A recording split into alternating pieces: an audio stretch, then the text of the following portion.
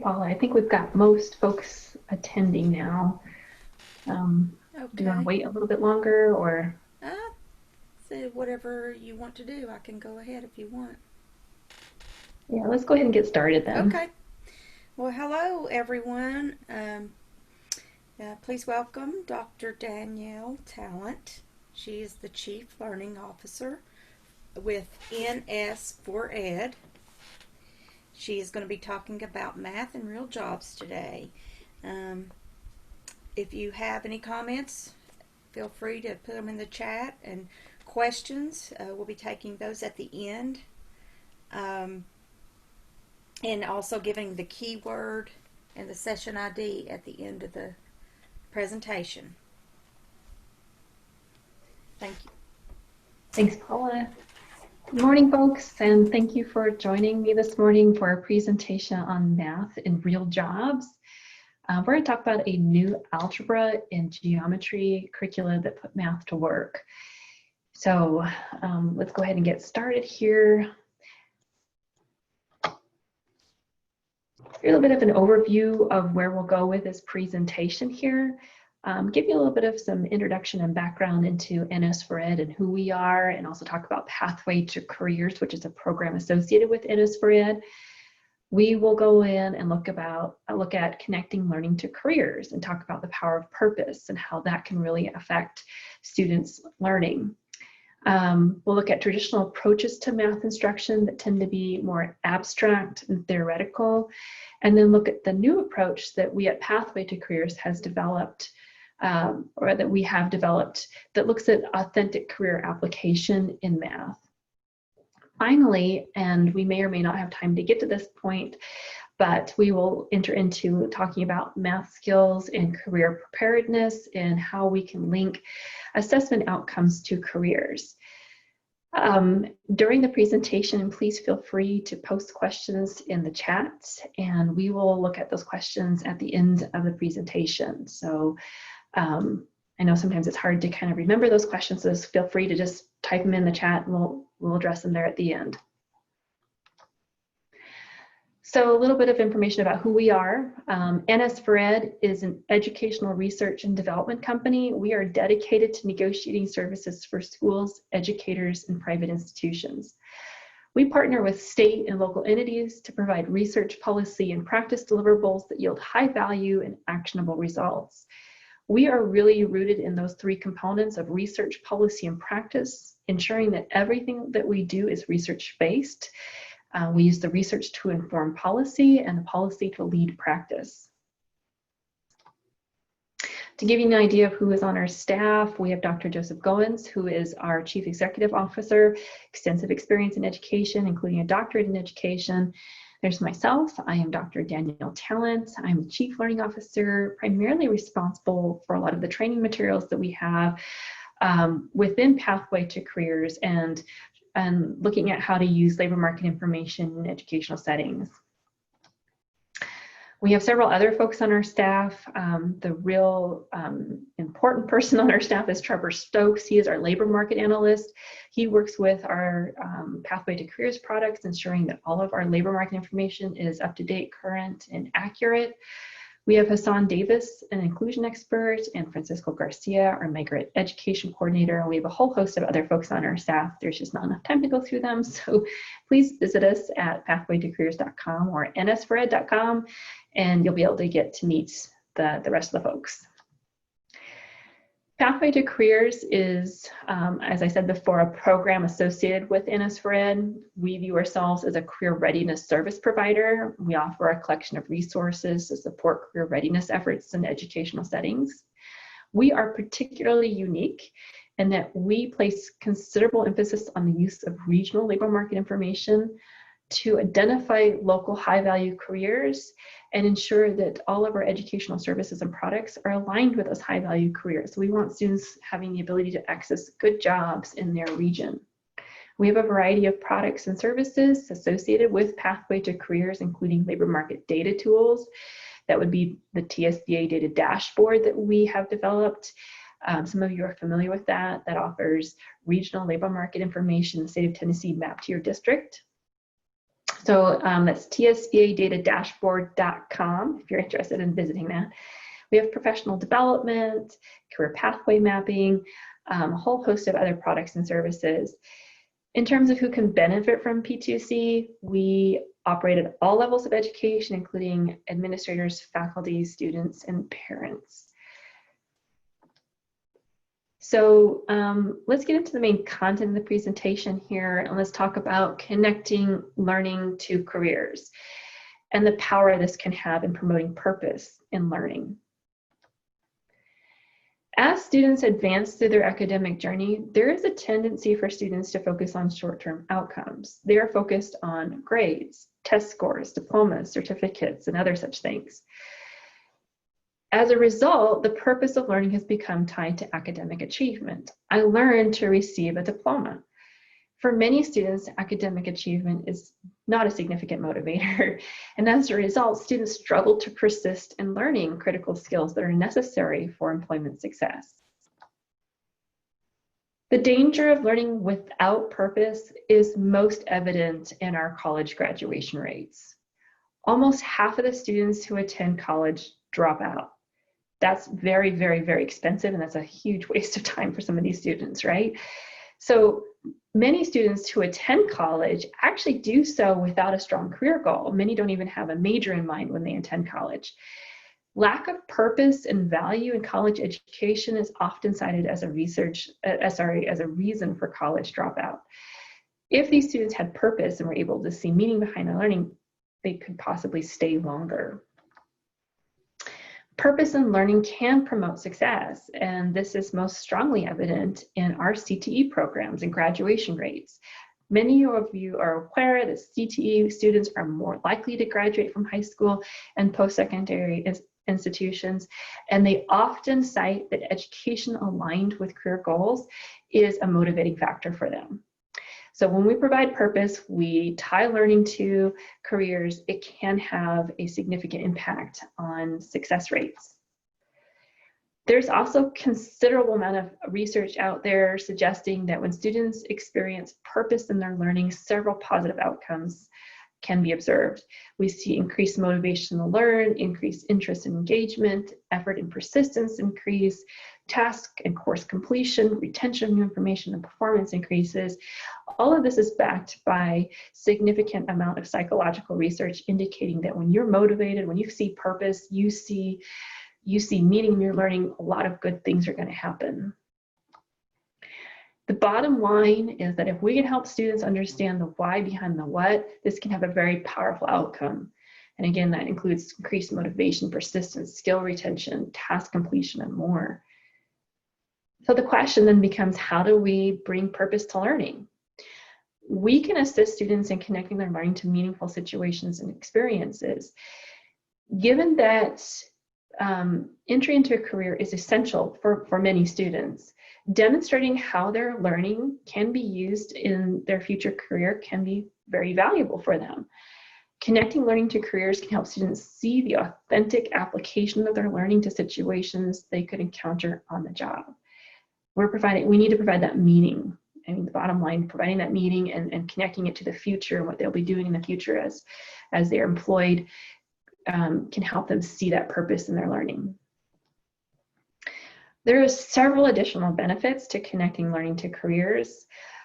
We can get career exposure, and we obviously need students to be very familiar with the various types of careers that are available out there.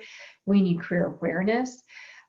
Students need to understand the skills needed for careers and career engagement and the motivation to achieve specific career goals.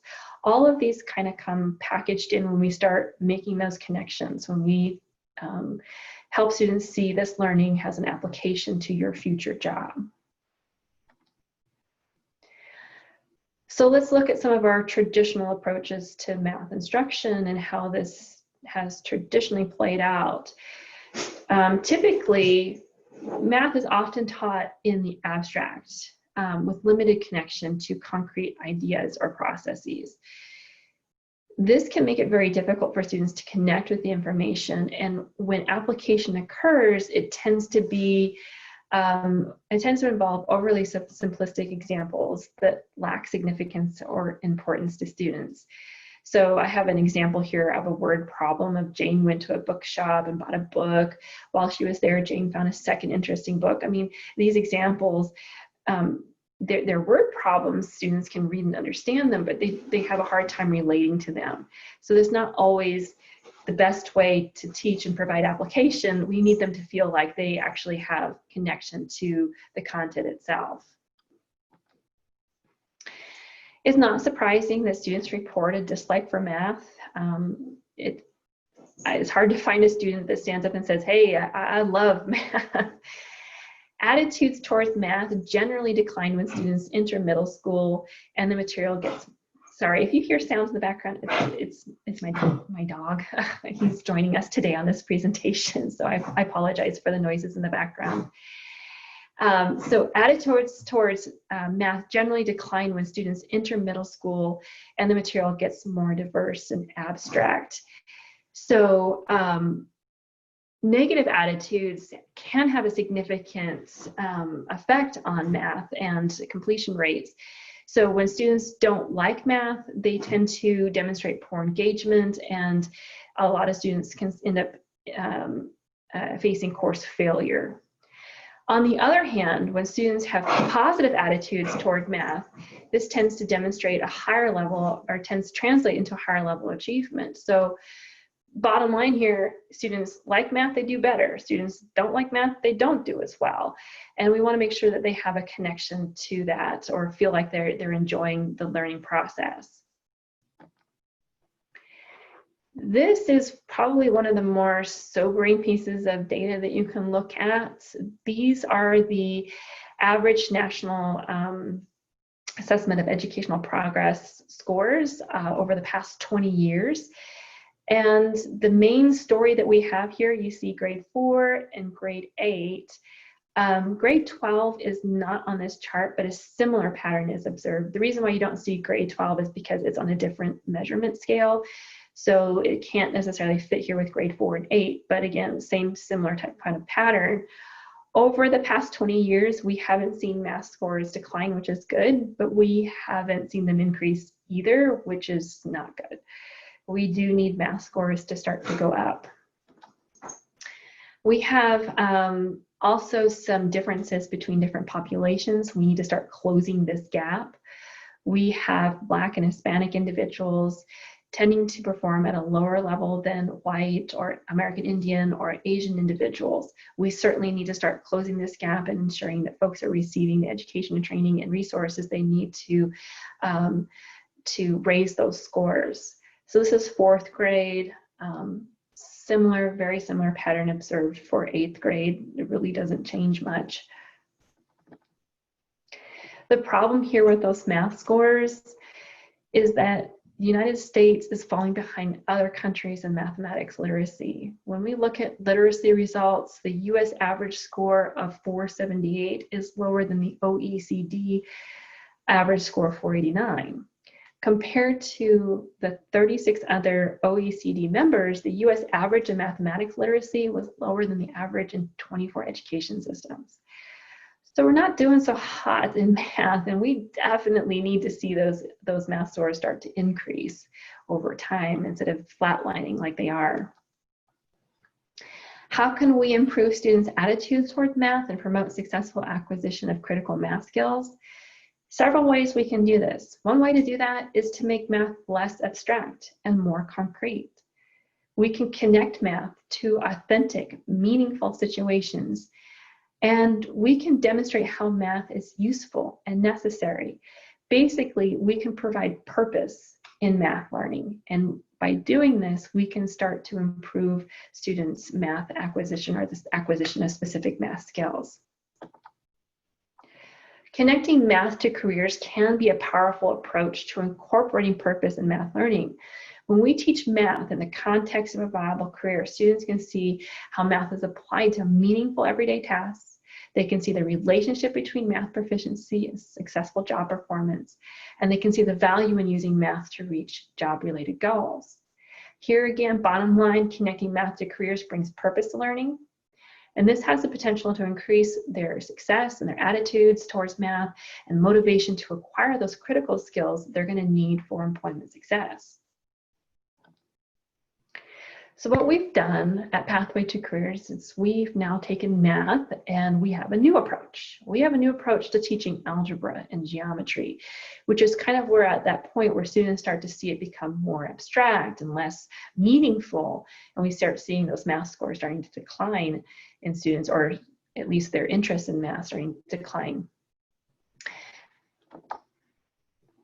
So we've designed a new math curricula for algebra and geometry, and the emphasis is on demonstrating authentic application of fundamental math concepts in meaningful on-the-job examples and exercises. Our primary objective in designing these lessons is to assist students in learning critical math skills and understand the value of these skills in the workplace. We have, between the algebra and geometry curricula, over 100 different careers that are represented. Each lesson offers an in-depth exploration of specific math concepts in the context of a spotlighted career. We have chosen to focus primarily on what we call high-value careers. These are not just high-demand occupations. These are high-demand occupations that also have high wage. So we've not chosen to spotlight any career that has a wage under $35,000. We want to make sure that students are being exposed to occupations that are going to meet a living wage. We also wanted to look at those high demand occupations, specifically those ONET Bright Outlook occupations, which are supposed to be those increasing or on the rise occupations. So the best that we could, we took those two parameters in selecting those 100 different occupations that are in the curricula. We also look at all 16 career clusters. So we're not just focused on what some may refer to as the cream of the crop occupations, scientist, lawyer, doctor. We focus on all types of occupations. There are several good jobs out there that are not necessarily what students think of first. So we have masonry workers, we have construction workers, we have various different types of technicians and other occupations. These are good jobs that students don't often think about, that we've exposed them to in our algebra and geometry curriculum.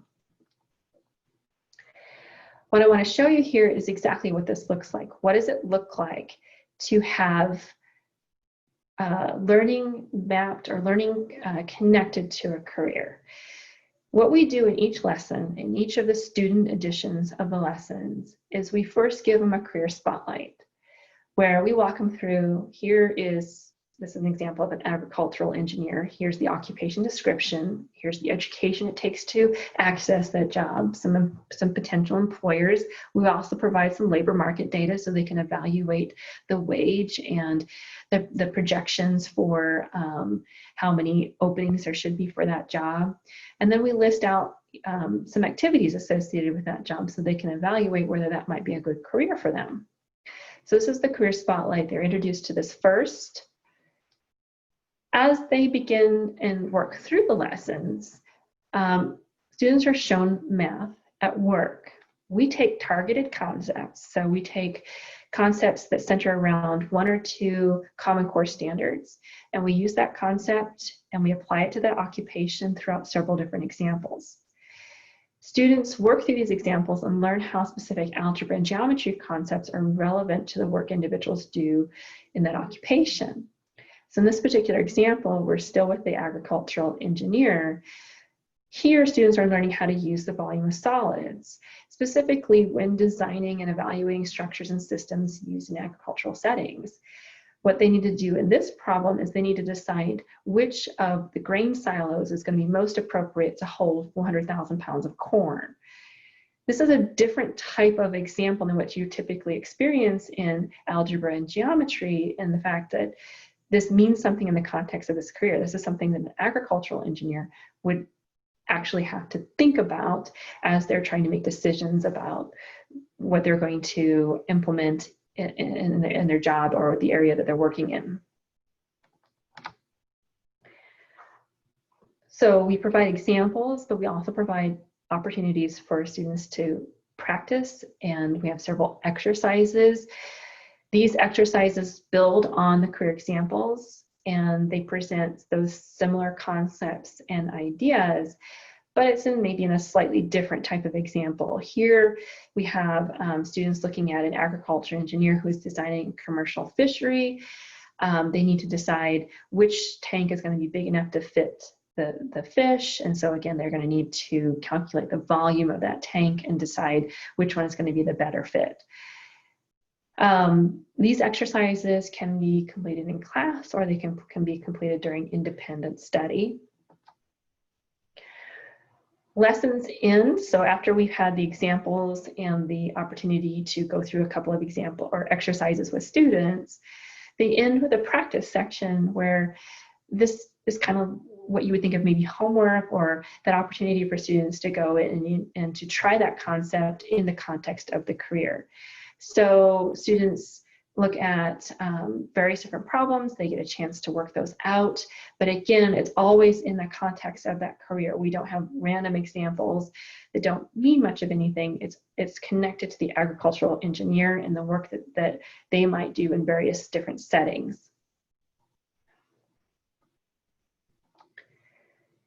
One thing I should note too, that we have some sample lessons that are posted in the file. So if you want to get a closer look at some of these lessons and what they look like, you can definitely go on and access that. So if these slides are going a little too fast, also you can download this presentation too. Each lesson is going to conclude with a check. And this is kind of a quiz type kind of thing where it's relatively easy for instructors to grade and get a good sense of where students might be in terms of their understanding. And this serves as just a basic formative assessment for teachers to get a sense of what's going on and how much the students are actually understanding that particular concept. And they can, at that point, provide feedback and direction for the student. So that was just a basic overview of the different things that we present in the lesson, but we also make sure that we're covering the Common Core standards.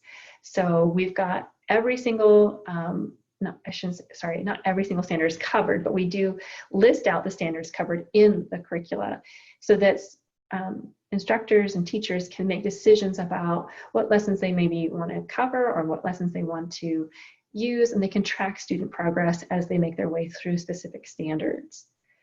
One thing to note is that we have very much emphasized best practices and quality content in the development of the lessons. These are not just being randomly generated. We have a whole team of math experts who are actually generating these lessons. It's a brand new way of thinking about how to make curriculum because, like I said before, usually it's in that abstract sense. Now we're taking the abstract and trying to make it concrete, which is one of those challenging tasks. And we have a team of individuals who are working on that with us. Lesson content is presented using well-established methods, and they align with best practices in math instruction. Lessons are accessed through a learning management system. So they're not just delivered in a stack of PDF documents. You can actually get into a learning management system. You can print and download those copies of lessons as needed. You can search and explore them. When we talk about the curriculum or the curricula themselves, we tend to see this working alongside a core curriculum. So it's intended for use in more of a blending learning model where online content is combined with those traditional classroom methods. So you can have those standards being taught in maybe a traditional method, but here in our lessons, we provide that authentic application component where you can see that standard now being applied in the context of a career. Additional features that we have a teacher's edition, which is going to provide an answer sheet and some extension and enrichment activities and some ideas there. We have a detailed scope and sequence there, and we do provide teacher resources, including videos and websites to support the various lessons that we have. This is a sample of the teacher's edition. It looks similar to the student edition, but you're going to see those highlighted areas where you have a rich enrichment and technology ideas that teachers can share with students as they work through the lesson. And again, This is also in the files too, so you can get a sense of what that sample student edition looks like and also what the teacher edition looks like. The last thing I want to talk about here is the assessment that we have developed. It's a very unique assessment where it's not just a number being produced with students, it is a number that actually helps students understand what it means in terms of career preparedness. So we've taken our assessment and we link that to careers. We created the Pathway to Careers math assessments, which are part of the curricula. They're tied to them. We created that in partnership with Metametrics. And some of you may be familiar with Metametrics. It's the developer of the widely adopted quantile framework for mathematics. So those are your quantile measures that you often see associated with students after they've taken a particular assessment. We have, within Pathway to Careers math assessments, we have a beginning, middle, and end of the year assessment that provides students with a quantile measure. And again, the quantile measure represents students' mathematical achievement level and indicates their readiness to learn particular math concepts. As students' quantile measures increase, it indicates his or her readiness to learn progressively more complex math concepts. So we've not only developed the curriculum itself, we've developed ability to actually track student progress and growth. What is specifically really cool is that we've actually incorporated the quantile career database too. So what this means is that when students get their quantile measure, they can go into the quantile career database and match that measure with a list of careers that they are now prepared to access. So when we say prepared to access, that means they're prepared to go into training for that career. So that if it was electrician, they're prepared to go into train to become an electrician. They can access the content and materials you would need to prepare for that career. Metametrics has gone in and they have literally hundreds of different occupations that they've assigned a quantile measure to. So when they have that quantile measure, when you get it from the student assessment, you can put it along with the career database. And now you get to see, okay, here are the occupations I may be prepared to access. The purpose of this database is to provide that critical point of connection for students, allowing them to see that their learning applies to their current and future employment potential. It's no longer, here's my assessment number, what does that mean? My assessment number now has a meaning in terms of like my career and my future. So if I need to work on my math skills, I need to get up to that next level in order to be able to access this next set of occupations. So important feedback for students and kind of that real world connection between this is what I've done, this is what I can do, these are the occupations I can access. The key benefits here of these math assessments is that the results are no longer arbitrary. They are connected to those meaningful career outcomes. Students develop an understanding of the relationship between their learning and the careers they're ready to access. With this particular awareness, students can prepare for the realities of today and gain inspiration to acquire skills for the future. So again, this is what I can do today. What do I need to do in order to be prepared for my job that I'm aspiring toward? If you want to learn more about the curricula, you can definitely get onto our website at curriculum.pathwaytocareers.com. We do actually have a Pathway to Careers website as well, but this particular site here will provide more information about the curriculum itself that we are developing. So just to give you an overview of what we've done and what we talked about here, we talked a little bit about NS for Ed and Pathway to Careers and who we are. Went in and looked at connecting learning to careers and the power of purpose and how that can be important for students in their learning. Explored traditional math approaches to instruction, looking at the abstract and the theoretical nature of traditional approaches, and the new approach that we have developed where we now have authentic career application with the hope of helping students become more motivated and connected with the content that's there. Finally, we looked at math skills and career preparedness and how we can link those assessment outcomes to careers using the Quantile Career Database. So at this point, I do want to remind you that there are several files that are available that do provide, again, that sample lesson. We have a list of the table of contents so you can see the occupations that are explored within the various lessons, and various other types of handouts and materials there in files. So you can definitely take a look at that and get more information about what this particular curricula is going to look like. So at this point, we'll go ahead and look at some questions. Paula, did you happen to see any questions that kind of jumped out at all? No, well, no, not really. Just the one about, it just says math and physics go hand in hand. Why not teach physics? Very true. So let me just read this really quick. Construction teacher, heck with algebra program.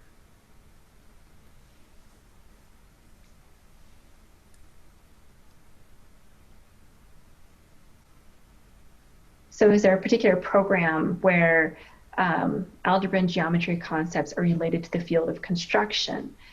And that's kind of our next approach there, is that we do want to try to go and start looking at particular fields. Right now we're covering all 16 career clusters, and there are some lessons where we have looked at folks in construction. So some of the different construction occupations. I think we actually have carpenter in there and a couple others that you can go in and look at how algebra or geometry is being applied in the context of those careers. But in terms of a whole curriculum that is focused on looking at algebra and geometry applied to construction, we're not there yet. We're trying to work with various industries and companies. Denso, we just had a meeting with Denso talking about developing some lessons for them that is really focused on manufacturing. And at that point, what we're looking for is a business partner, somebody that we can partner with that would help us kind of design those lessons around what it is they're needing, the skills they're needing to prepare students to access their particular careers. So yeah, I would love to do that. The one above that was math and physics go hand in hand. Why not teach physics? Definitely I'm all for that. So we've just started this new process of developing algebra and geometry. So this is a relatively new product for us. Would definitely love to kind of get into physics and applying that to careers as well. Other questions, folks?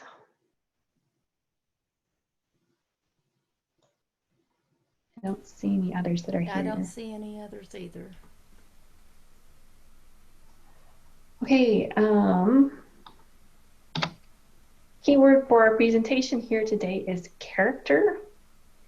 If at any point in time you have questions, please feel free to contact us.